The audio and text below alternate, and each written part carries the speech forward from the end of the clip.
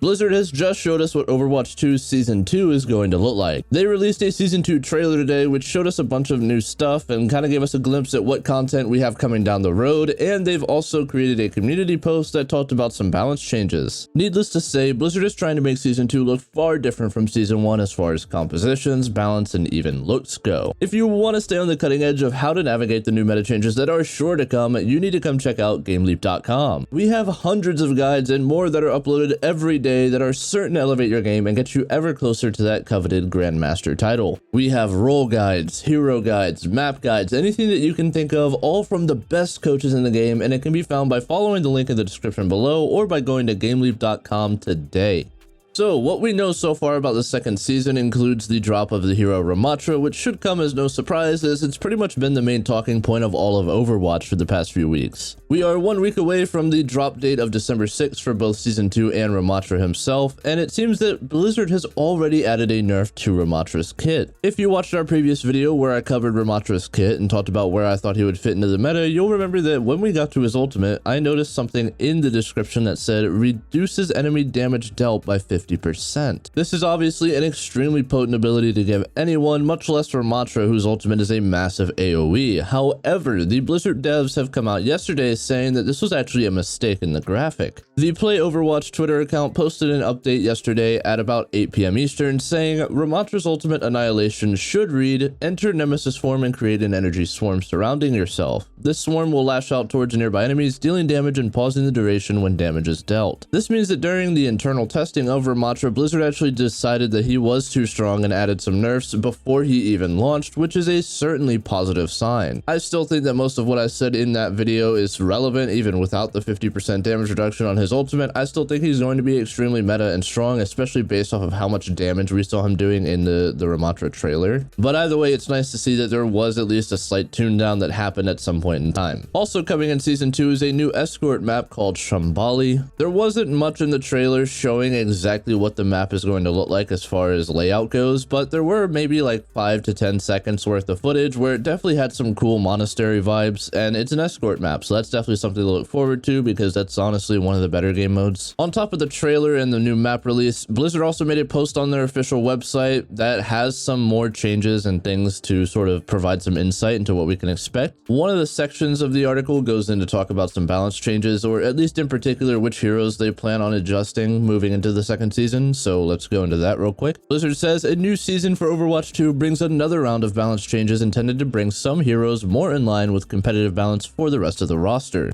They go on to say both metrics and player feedback have shown Sojourn dominating the highest tiers of competitive ranks while remaining a challenge for players without the same mechanical skills. To address the high skill feedback, we'll be focusing on the lethality of her railgun at distance for Season 2, encouraging players to make use of Sojourn's high mobility to close the distance for the more devastating right clicks. So in more clear terms, it seems like her railgun is going to get some damage fall off, not too different from how Cassidy's primary fire works or most hit scans that aren't Widow. Now, this is not the change that a lot of GM players were looking for, and I'm kind of worried that this isn't going to be enough of a change to really hammer down why Sojourn is so busted at these ranks. I still think that the only way forward is to reduce the amount of time that her railgun holds its charge, but I guess we'll see how these go when the season actually comes. They also mentioned a few other characters, going on to say Doomfist is receiving significant changes that better support his role as the team's frontline while maintaining the playstyle core to his hero identity. You can also expect some adjustments for Ana, Bastion, Drunker Queen, Kiriko, Mercy, and Symmetra when we release this new update on December 6th. Now, the inner workings of the balance team are often enigmatic, but I can actually pretty confidently say which heroes are going to be nerfed and buffed just based off of the information that I have as a player and what I've come to know from this team. So just off of a glance, I'm pretty sure only 2 of the heroes on this list are getting nerfed, and that would be Kiriko and Sojourn, obviously because their pick rate is so huge right now at pretty much every level. They did explicitly say that they're nerfing Sojourn, so maybe that's a bit of a cheat, but Kiriko I think is also getting a nerf because she is just so powerful right now. She is so oppressive. I'm pretty sure the main change they are going to make is going to come to her cleanse or her ultimate, as those are the 2 pieces of her kit that are just so insanely strong, which naturally means that the buffs are going to come to Ana, Bastion, Drunker Queen, Mercy, and Symmetra. I think that Ana is getting a buff because of how strong Kiriko is and because her cleanse is pretty much able to remove either of Ana's abilities retroactively. Bastion's certainly getting a buff because it's pretty hard to play him right now with how much mobility there is in the game. There are a couple couple of maps where he can get value, but I can definitely see the development team trying to make him more consistent. Junker Queen has a pretty much negative pick rate right now, so I would be completely shocked if they gave her any kind of nerf, because honestly, who's asking for that? Mercy is likely getting a buff because she is a fan favorite, and unfortunately, she is also pretty bad right now. The Mercy community is huge in Overwatch. I'm sure if you play it a lot, you know this. And right now, she just doesn't really play too well. She doesn't really fit too well. Some of the best Mercies can get a ton of value on her, don't get me wrong, but I think that she is probably due for a buff to bring her in line with the other supports right now. And that leaves us with Symmetra, who also has pretty much a negative pick rate. I don't see a world where they nerf Symmetra unless it's unintentional. And that's what we know about the balance changes right now. We just need to wait until Season 2's start date in order to actually see exactly what the team has had cooking up. Blizzard has also touched on the map pool a little bit with the return of Rialto, Blizzard World, and a differently timed Oasis in Nepal.